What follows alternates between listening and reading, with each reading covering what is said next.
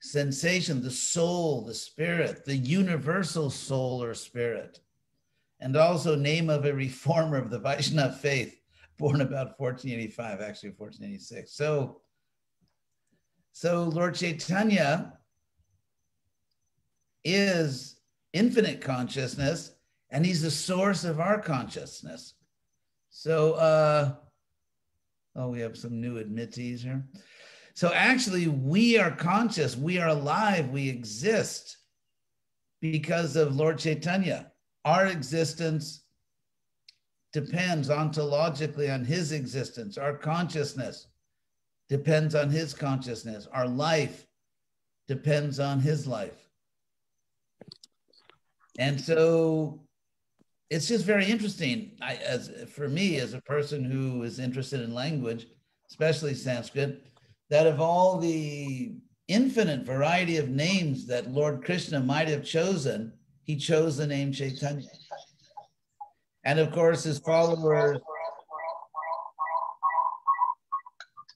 either we're being invaded by extraterrestrials. No, you're not telling people have to mute yourself, please.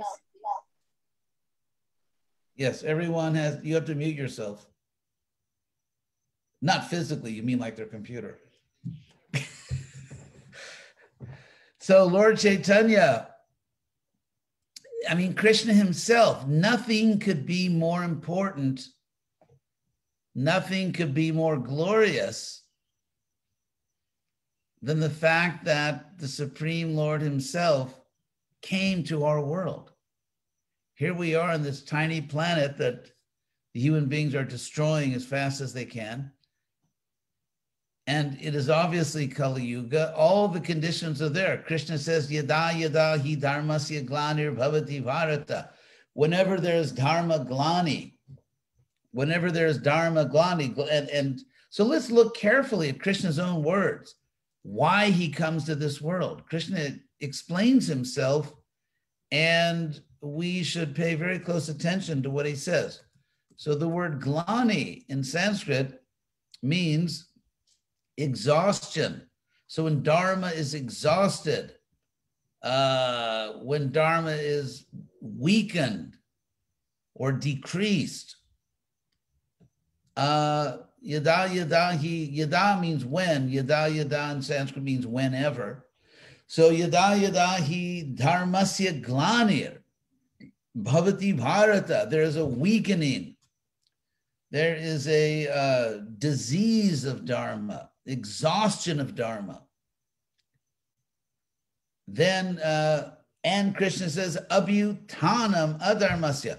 Dharma means justice. It means that people do what they should do. For example, a man, a woman, a king, a teacher, a business person, a farmer, a worker, a governor. Everyone has dharma because, as Prabhupada explained, the word dharma comes from the Sanskrit root dhar, which means to sustain, to uphold. For example, because Krishna holds the chakra weapon, therefore he's called Chakradhara. Or because Krishna holds a club, Gada, he's called Gadadhara. Because Krishna holds up a mountain, he's called Giridhari. And so it's from the same root, actually. So the word dharma means the principles, the laws that sustain the universe. I mean, for example, consider the physical universe. Krishna has created certain laws, like the laws discovered by Newton, the law of gravity or Newton's laws of motion. And then Einstein, his space-time phenomena and so on. So all these laws, the reason we can mass produce things, the fact that all of our computers work right now, even though they were mass produced, is because we can understand and utilize the physical laws of nature. even at the subatomic level. So for example, there's the word electron, which is some subatomic particle or wave or whatever it is. And therefore you get electronics by understanding the laws that govern the actions and reactions and interactions of electrons and other subatomic particles. So the universe is lawful. The universe is lawful. In fact, the so-called scientific revolution that really picked up steam in the 1600s, it was actually based on a spiritual assumption. It was based on a spiritual assumption. And I'll explain what it is. Because when the scientific revolution took place in the 1600s, it was during the Renaissance. The word Renaissance in French means rebirth. So rebirth of what? What was being reborn? Why did they call it the Renaissance? Interestingly, what was being reborn was Vedic culture. Because if you look at the history of the West, of Europe back then, America was whatever it was back then, it originally had its own culture, Greco-Roman culture. And if you study it carefully, if you study Greco-Roman culture, if you study Greco-Roman religion, what it obviously is, I call Mediterranean Hinduism. It's just Mediterranean Hinduism.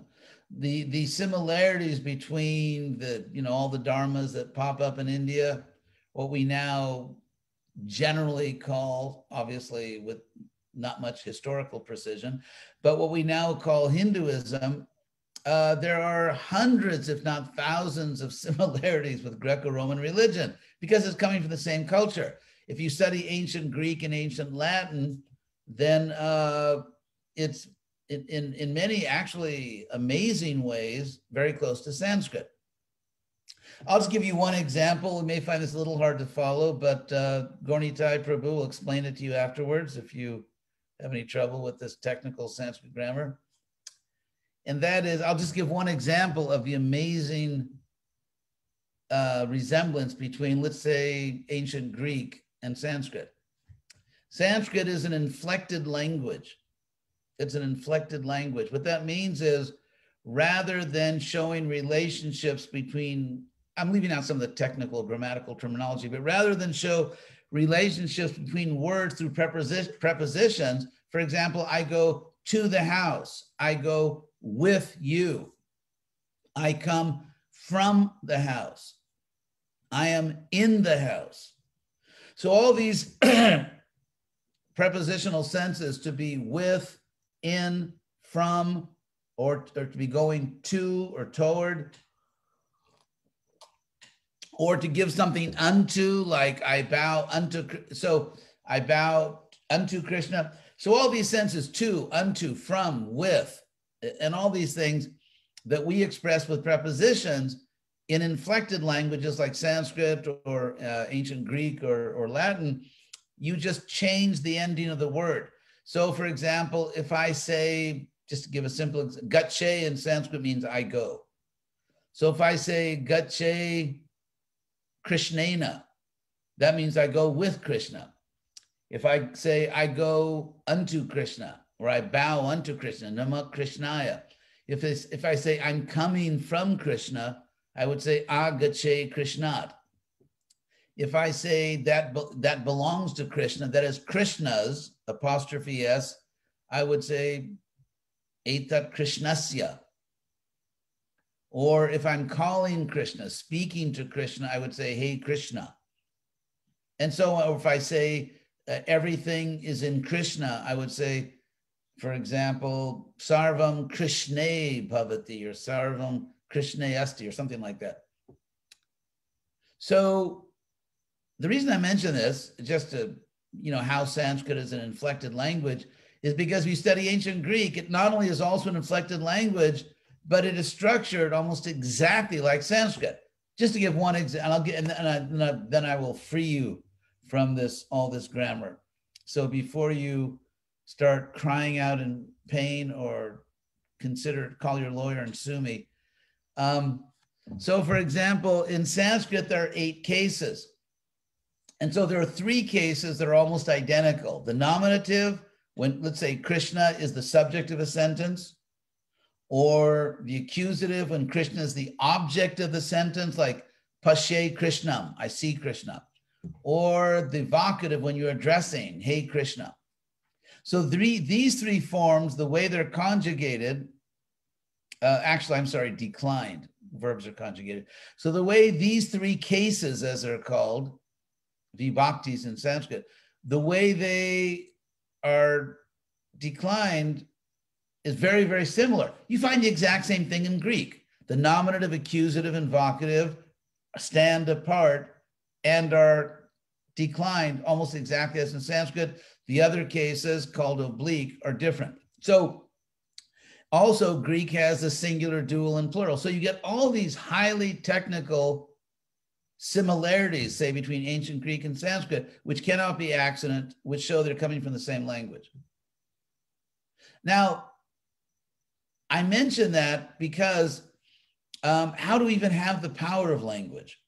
How do we even have because language is so technical. I'm speaking right now, I'm not using a lot of big words, but if you actually analyze this sort of, technically, mathematically, so you could translate it into computer code, our speech is extremely complex and it follows laws. So in the Greco-Roman world, which was, as I said, very much Mediterranean Hinduism, in the Greco-Roman world,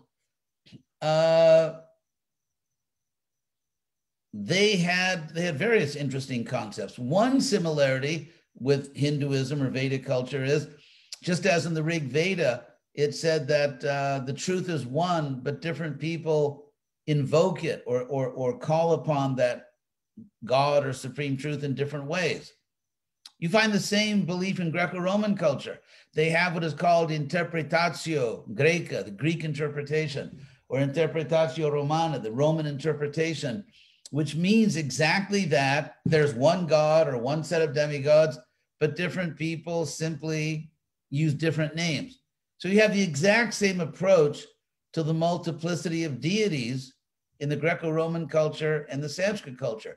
Now, there's another similarity between, you could call it roughly, Hinduism and the original Western culture, which was being reborn. That's what the Renaissance is. It's coming back to that Vedic culture. You could say sort of a Mleccha version in the Mediterranean world, although actually the people in the Mediterranean, the Romans, they were largely vegetarian.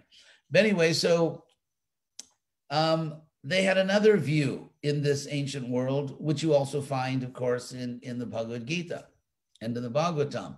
And this relates to science, and it relates to the word dharma. I'm actually coming all the way back. I took you on the scenic route, for which you don't have to pay extra. But you see that, Nita? Even at my age, I still remember what I was talking about 10 minutes ago. So the idea is that they said that God is an infinitely rational being, not just God, not just a person with anger management issues, jealousy issues, and basically a God who really needs a good psychiatrist. But actually, rather than that, God is an infinitely rational creature.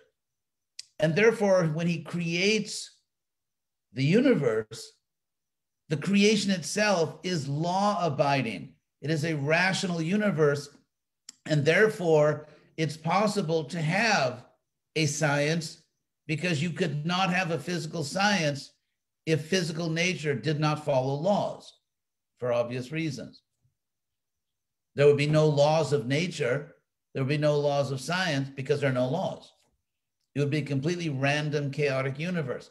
Now, the word that they used in this ancient civilization, the ancient Europe, the word they used to describe the infinite, perfect reason, rationality of God is the word logos, for which we get the word logic. In fact, that's why they put this word logos at the end of all the different sciences, like geology, geologos. Geo in Greek means earth.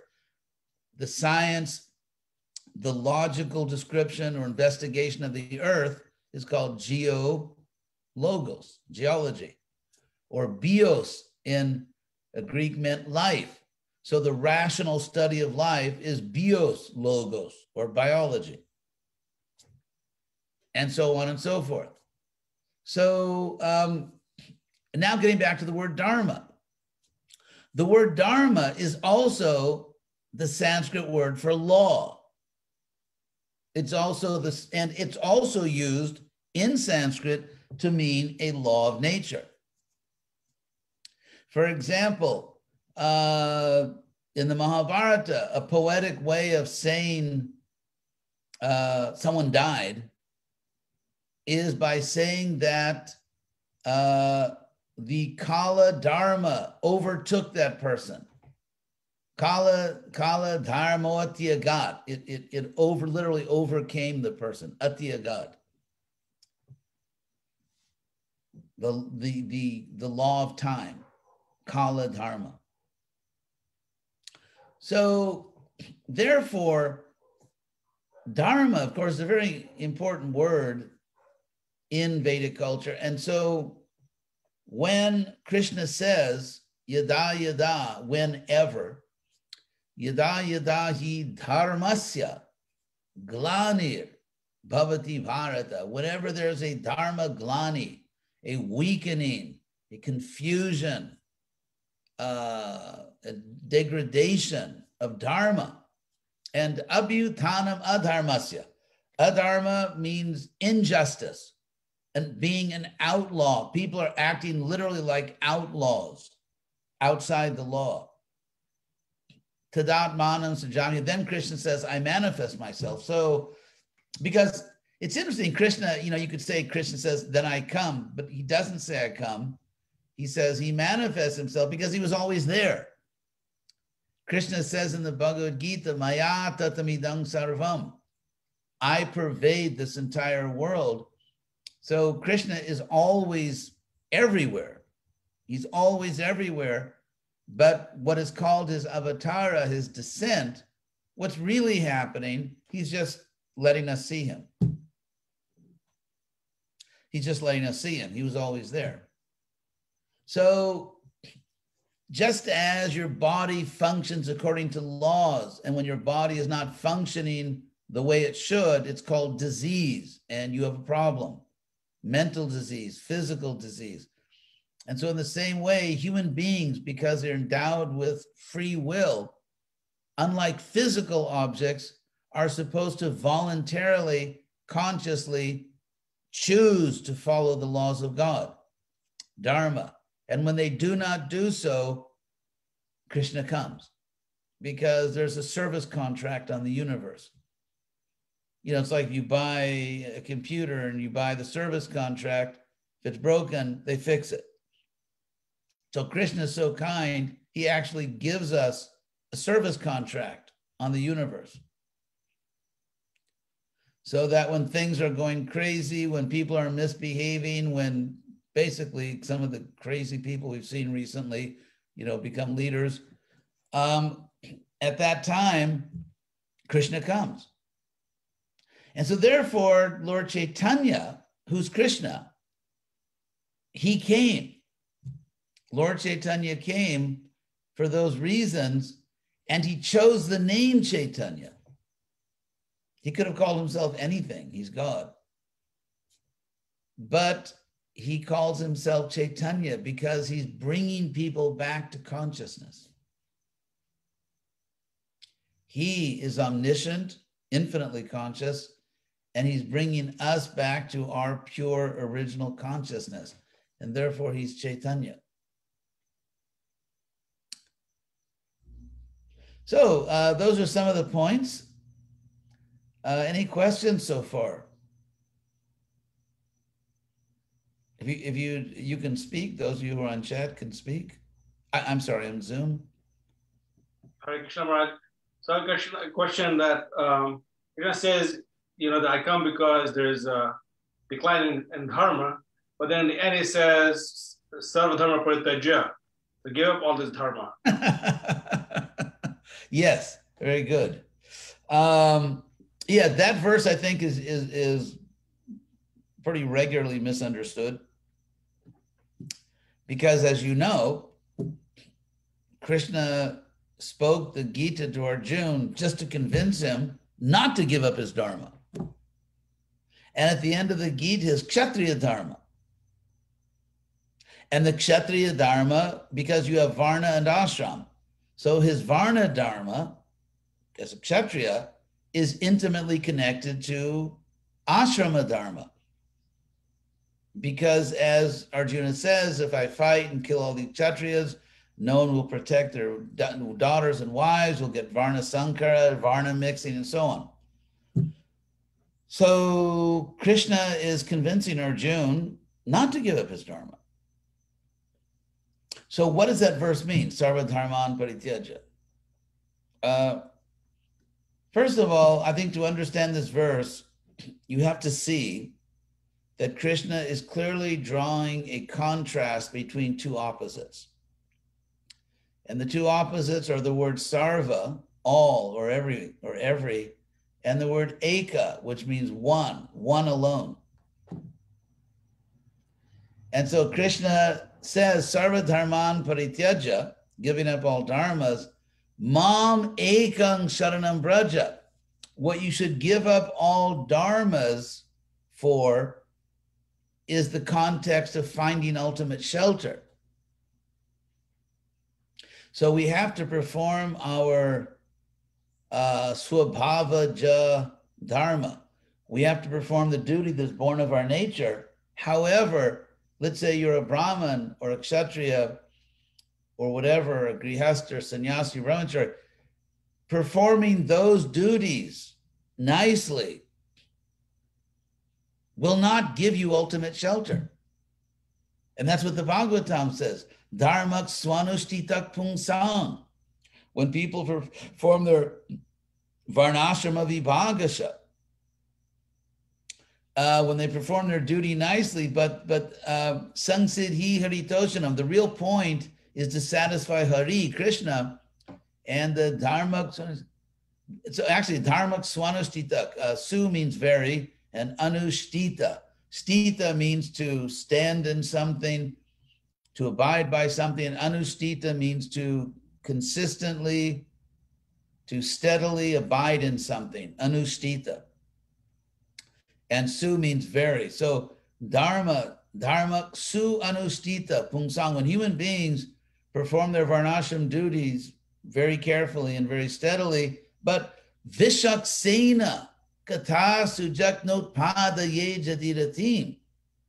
If the performance of your varnashram dharma does not produce in you a rati, a love, a devotion for Vishaksena, which means literally Krishna, whose power extends in all directions.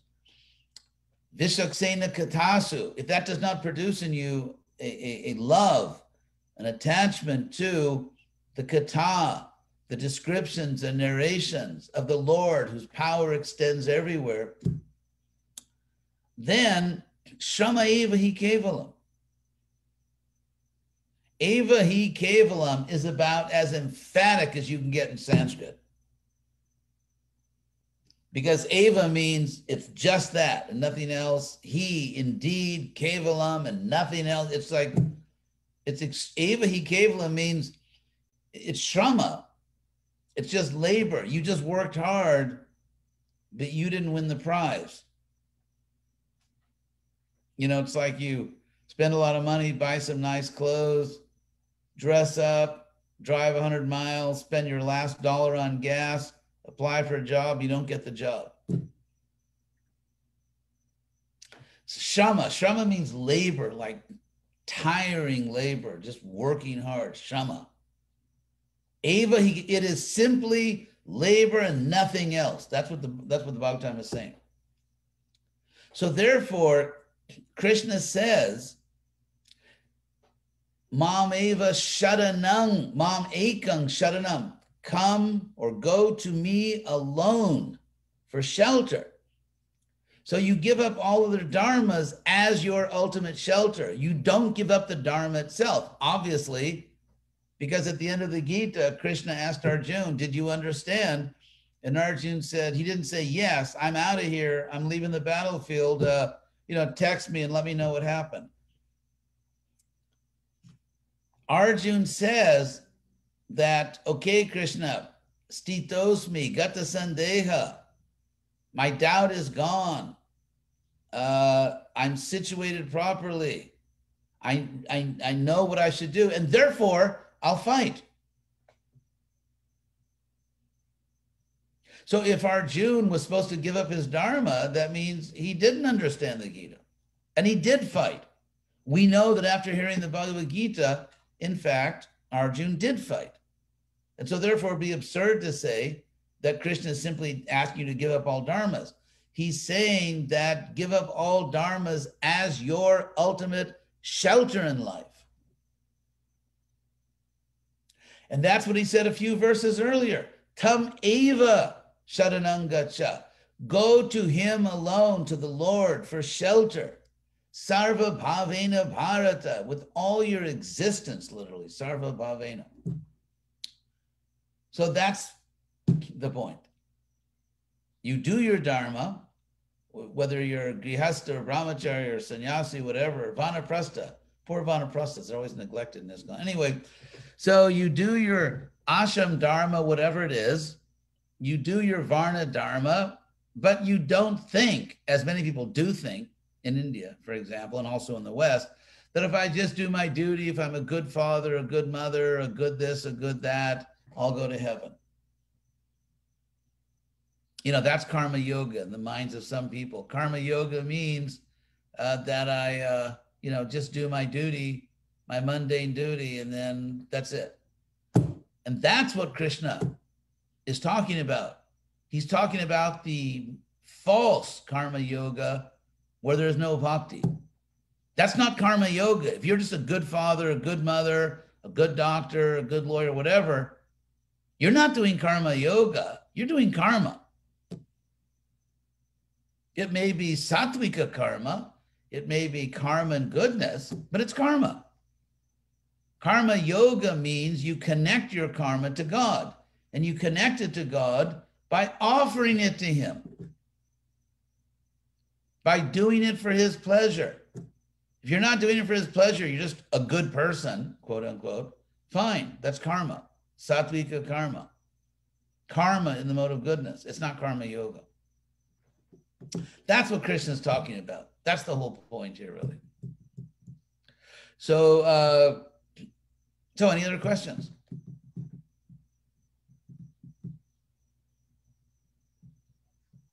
If not, I'm going to auction off some of my personal items like old shirts and... So Maharaj, get back to Chaitanya Mahaprabhu. He also came to establish the dharma. Yes. At this age. And what you said that that verse from Bhagavatam that if you don't know Rati, it will only Shram. Yes. So, because if you look at all of Lord Chaitanya's followers, they were in love with Krishna. They weren't just doing quote unquote good deeds in the world.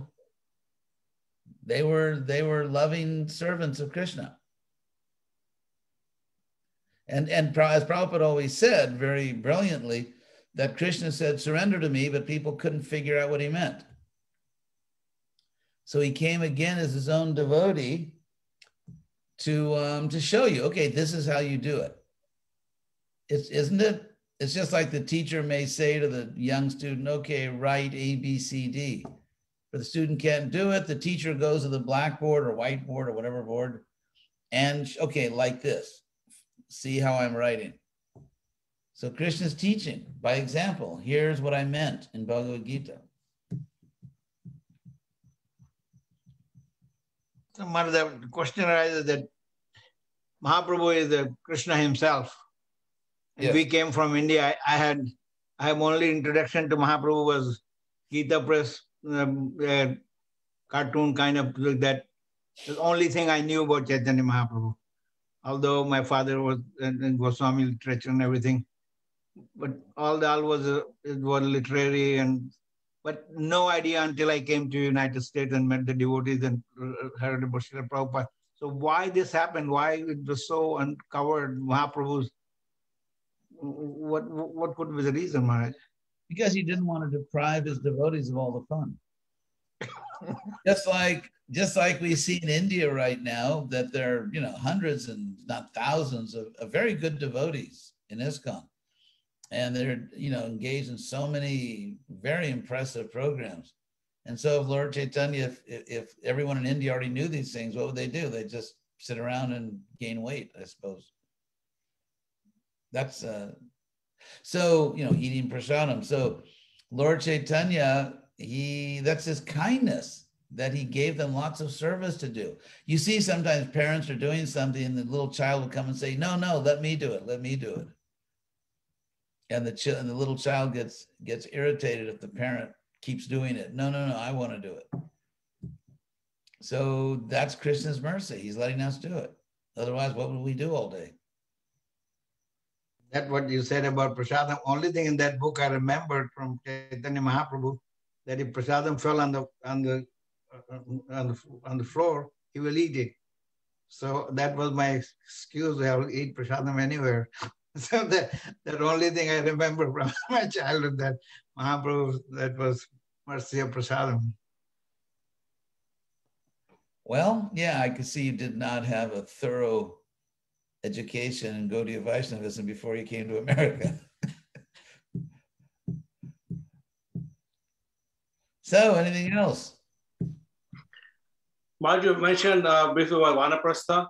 So in today's context, what does that mean? Does that mean retirement?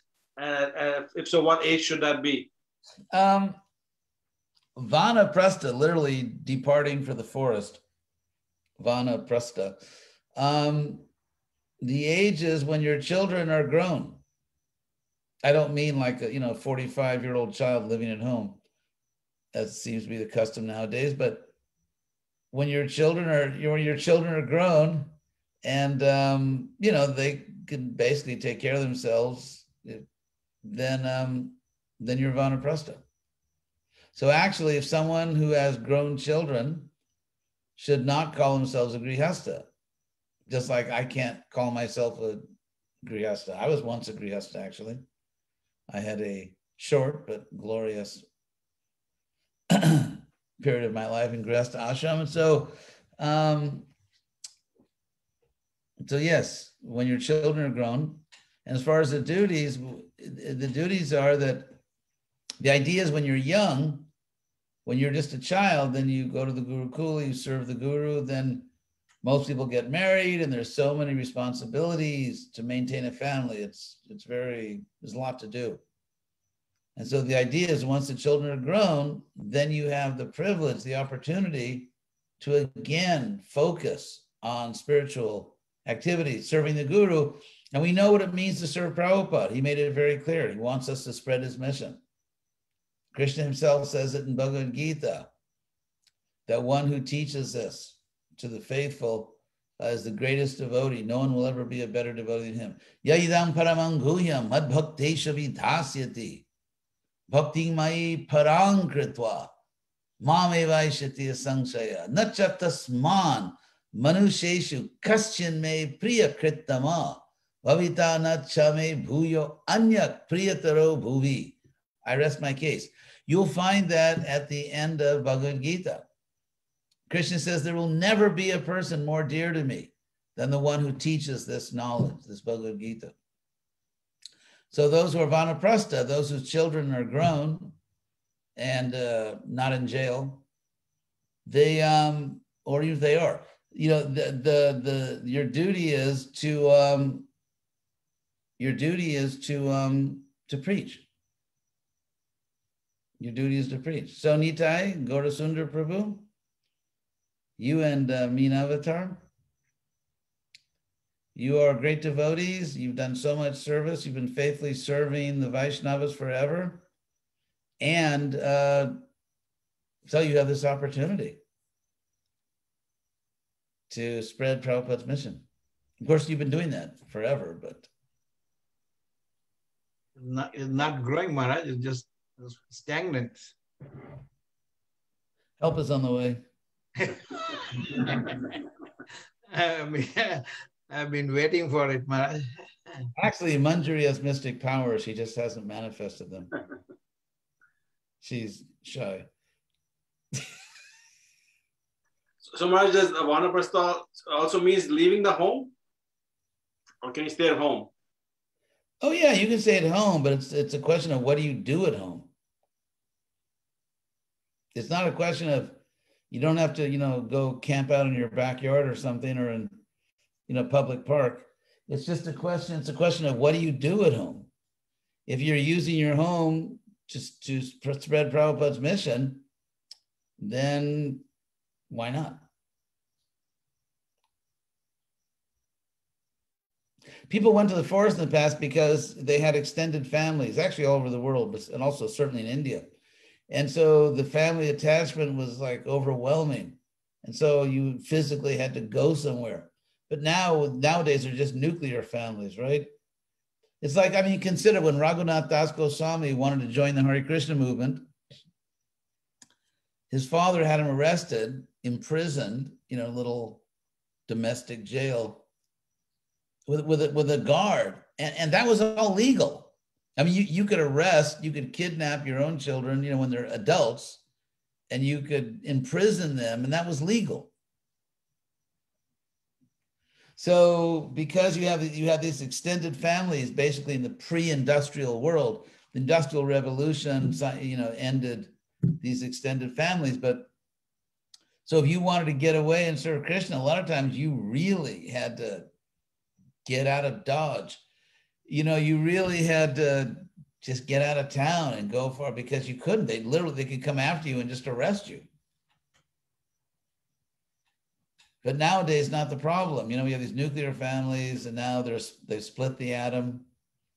So therefore, yeah, use your home, preach.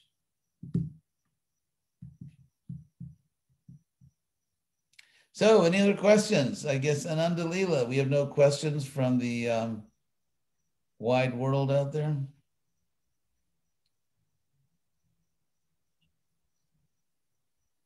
Mark, I have a quick question. Yes. You made the distinction between doing karma and karma yoga.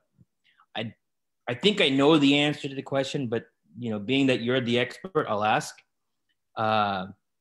Is there any distinction between, in that sense, devotional service? Is there any distinction of that nature when it comes to devotional service? Okay, I'll tell you the difference between karma yoga and bhakti yoga, but you have to put another coin in the meter. Okay. Okay, we're running over time now, so just joking. I'm just joking. So karma yoga and bhakti yoga are really it's the same path. But at a certain stage in your spiritual life, you're sort of attached to a certain kind of work, whatever work you do in the world. But because you're a devotee, you try to do it for Krishna. You try to offer the fruit to Krishna in some way or other. As you advance, your attachment is not just to a varna and ashram, like I'm attached to being a householder, having a family, or I'm attached to my career. But because I'm a devotee, I do these things for Krishna. In bhakti yoga, your attachment is actually to Krishna. Your attachment is really to Krishna. And, by circumstances, you may have to continue a certain career, or you have family. And so the circumstances are such that you have to do those things. However, in your heart, your real attachment is to Krishna. And therefore, you look for every possible opportunity to do those things for Krishna, or to use whatever you have, skill, money, a house, fame. You're a personal friend of Acharya Dev, just all these assets. So you try to do these things, use all these things for Krishna.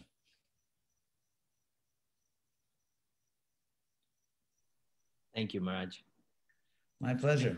Thank you, Maharaj. We definitely using Acharya Dev for that, for sure. Actually, there's a question that came in here on chat. Is there a certain threshold of adharma that compels Krishna to send to earth? Well, if you study world history, 500 and whatever years ago, you just take a look.